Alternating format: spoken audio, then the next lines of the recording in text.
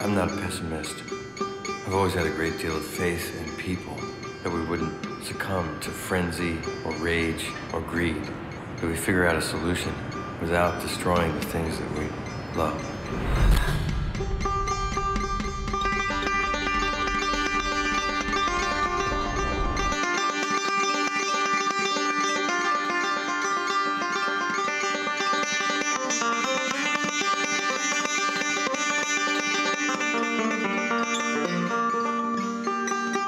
Going to be a little bit of an adventure today. I talk a lot about gas drilling. I play the banjo a bit, but I have never done both of them at the same time.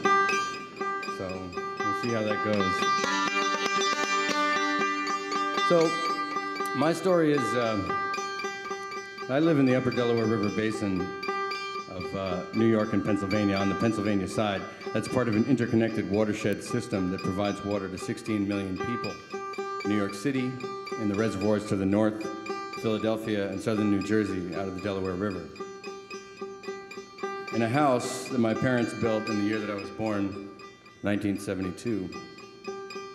It was also the time when all the great American environmental laws were born under the Nixon administration. Between 1970 and 1974, they created the EPA, passed the Clean Air Act, the Clean Water Act, the Safe Drinking Water Act, and then sometime later then the Superfund law. And also in Pennsylvania, they adopted Article 1, Section 27 of the Constitution of Pennsylvania, which was Pennsylvanians' right to clean air, clean water, and a healthy environment into the future.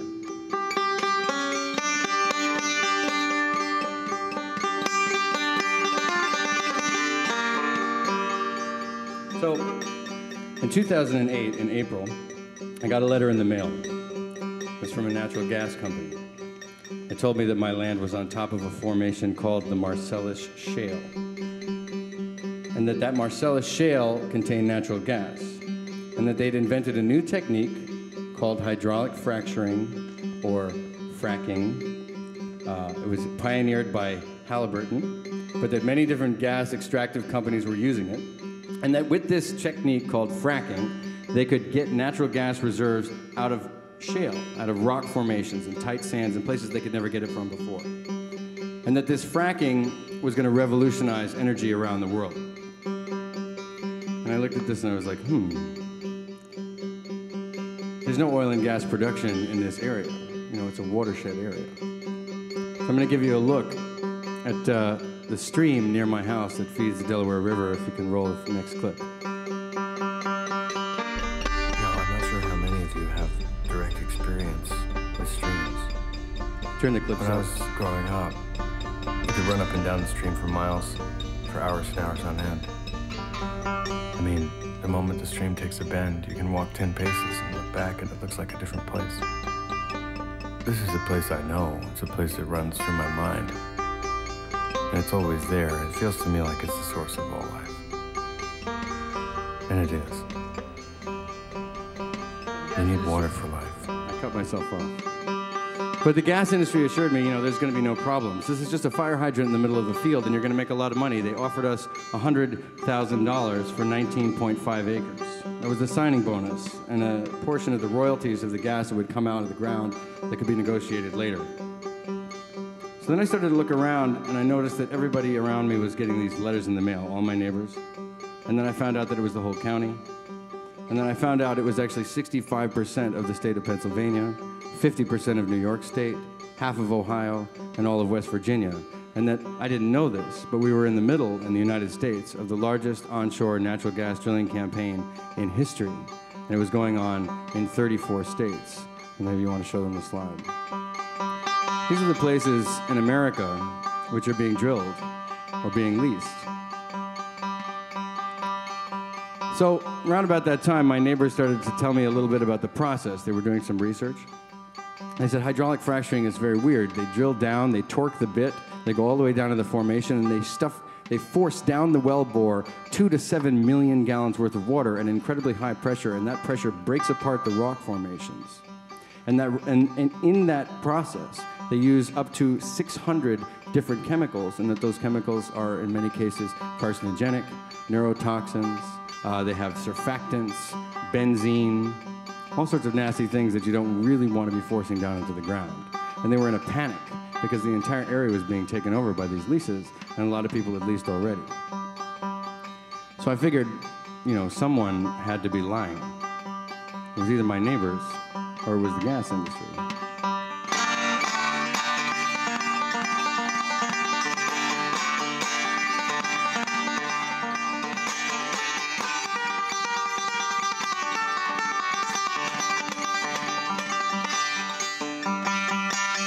To a nearby town about 60 miles away where they've been doing this drilling for about 4 months. That's it, just 4 months. A place called Dimmick.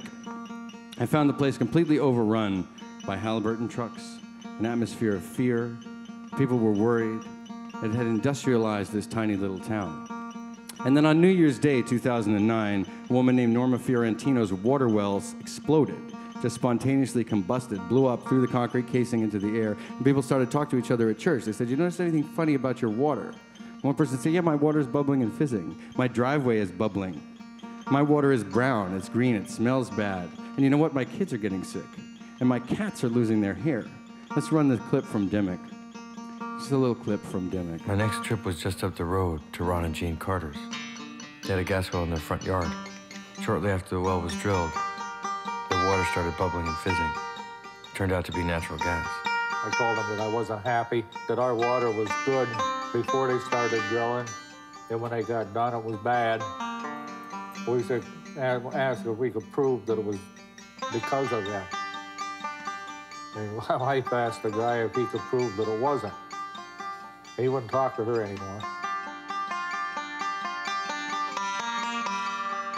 So, of course, they've got natural gas in their water, and I hear that there are some people who can light their water on fire. So I go over to the people's house. They can light their water on fire, and they say, "We're sorry, the gas company disconnected our water supply, and they brought us replacement water." And this starts happening. People's water gets replaced, and they put them in big tanks outside, which is a good thing, because if your water is flammable, you could blow up your house while you're in the shower. And, but the gas company all the while said, "Oh, we're just being good neighbors. We're just being good neighbors. This isn't really our fault. We're just giving you water." And then I started to hear about people who could light their water on fire where hydraulic fracturing was going on in Alberta, and in Colorado, and in Texas, and Louisiana, and Wyoming. So I got in the car, I took the banjo. The banjo's a good ambassador. When you're going on a road trip, you need a friend that knows when to shut up and when to be really, really loud, And I went out to Colorado, and I found a group of people, and you'll see one of them right here, who can light their water on fire. So let's roll that clip.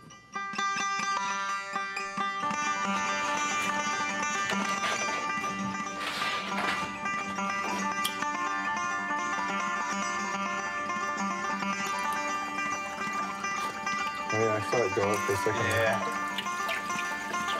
Just give it a second.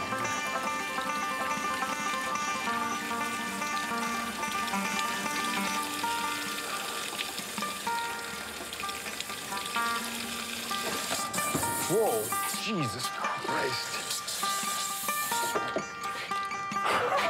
That's the best I've done. I smell hair. Oh, damn. It's amazing the sense of humor you can have, right? Some of these people were afraid to get in the shower, because the light fixture in the bathroom would spark, possibly, and blow their house apart. And then I went to Wyoming and found that the situation with the water was just as bad in the air. Because when they're doing this fracking, they're venting off huge clouds of God knows what. Benzenes, toluenes, volatile organic compounds, natural gas itself, methane venting right off into the air. I met farmers, cowboys, ranchers, people who have been completely overrun by this process. So we're going to show one more clip, and that's of John Fenton in Wyoming. A lot of times it's right out in the middle of the field. That's where we make our money. Right? You see the green grass growing, that's money to us, and that's fertilizer, and that's feed for the cows, that's everything. And they tear up a football field-sized area and drill a hole out there and they spread toxic chemicals, and then on top of that you got gravel and rocks and big pieces of metal, and then they pipeline everywhere, and it just cuts us to pieces. There's no rhyme or reason to how they do things out here. They do it different on every hole. There's different people, nobody's watching over them. You know, it's a free-for-all.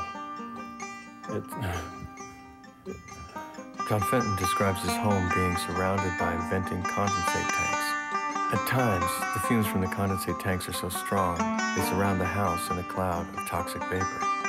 And you can come out here when the sun's coming up and the air is just brown. The first 100, 200 feet of air is like a brown blanket laying over the top of everything, and, you know.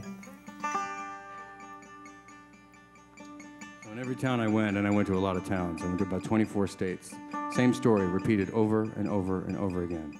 Water contamination, air pollution, health problems, things like cancers, brain damage, peripheral neuropathy, all sorts of strange illnesses. So I realized that I was making a film, and we had to rush it into production if we were going to do anything about this in the Upper Delaware River Basin and in the New York City watershed.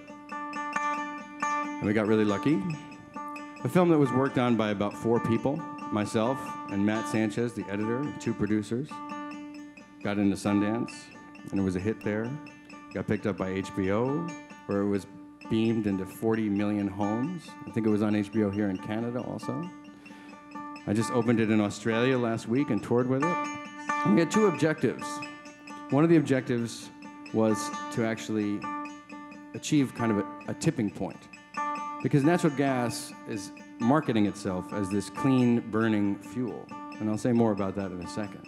But we wanted to show that natural gas is not clean, that it's dirty. And what's happening here is the irrevocable contamination of water supplies all over America and really significant air emissions. And when you take into account all of the venting of methane into the atmosphere, and that it's 21 times the potency of carbon dioxide in the atmosphere, you're actually rivaling coal in terms of the emissions of the entire life cycle of the process. So if you're one of those people that thinks natural gas is actually a way out of climate change, you're actually wrong. We wanted to say that. But that really wasn't enough, because, you know, being on television and HBO and all those things, it actually is just one part of inspiring action.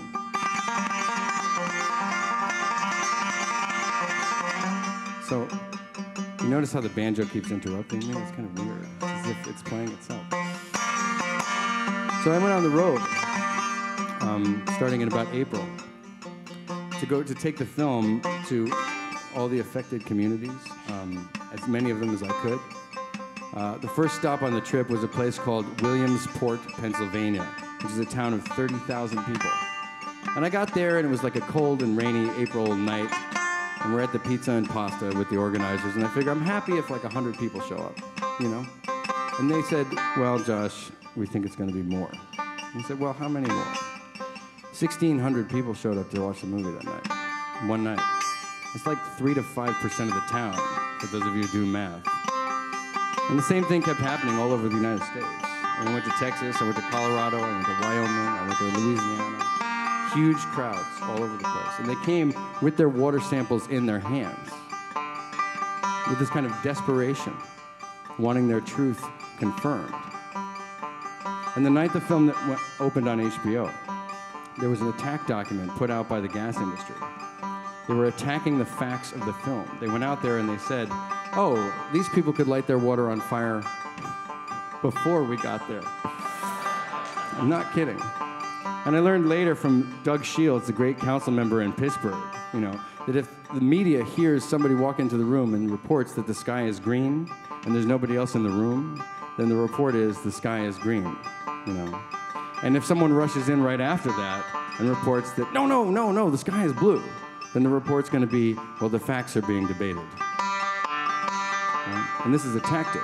It's a tactic that you might, you know, familiar for climate change. The facts are being debated about climate change. Right? The facts are being debated about fracking, hydraulic fracturing. So when we did these screenings out on the road, it was like a place for people to actually confirm the truth that they knew. Because as much mediation as we all go through, there's still that basic work of getting out in front of people and talking about things, you know, and that really worked. We've done that, I don't know, 6, 9 months. What month is it? It's almost December, so a while. And that's been really amazing. Because there's a kind of desperation, but also a kind of poetry. And what I found was that this was really the gambit of the fossil fuel industries. And they'd actually gone to Congress and gotten themselves exempted from the Safe Drinking Water Act, from the Clean Water Act, from the Clean Air Act, from the Superfund law. And that all these exemptions allow this process to actually work, to be profitable. Because if they had to clean up after their mess, there would be no way of actually making a buck doing it this way. So it seems like there's this big dinosaur, right? And it's flailing around inside of a museum. It's smashing everything in its wake as it's dying. And that's the fossil fuel industry, because we know we could be going towards renewables right now. But natural gas is getting in the way, and that this is the battle. It's the fight between this form, which is now all over Canada, being exported as a success, an American model, to Australia, where they're planting 40,000 gas wells all along their agricultural production stretch, and Europe, Africa, South America. This is the shale gas revolution. But on the other hand, you have this tour, you have these people who've been watching the movie, and it was like walking into a room in my house and finding a couple 100,000 people there, you know? So this is like one of those David and Goliath stories. And I have a lot of faith in what may happen.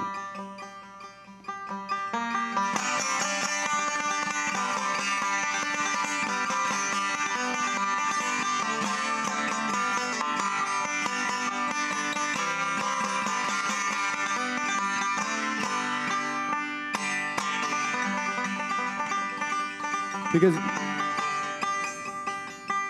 I think that in every single town in that 50% of New York, and in every single town in that 65% of Pennsylvania and half of Ohio, West Virginia, and all the other places, there is a grassroots organization that has sprung to life in response to this crisis. And I think when you think about David and Goliath stories, right, you think about hardship and against the odds and how arduous it is and how unadvisable it is to do that. But you kind of forget that David won. Right? And last week, Governor David Paterson in New York said, you know, a year ago, we thought that hydraulic fracturing was going to be a good idea. But the grassroots organizations and all of their opponents have made it really clear that we can't go forward with this process, even though there's $1 billion a year at stake for New York. So, it's a good sign, right?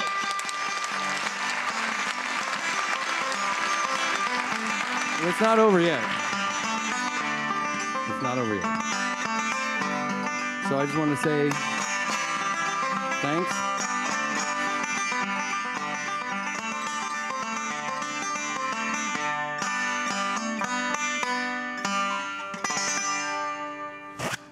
I guess that's it.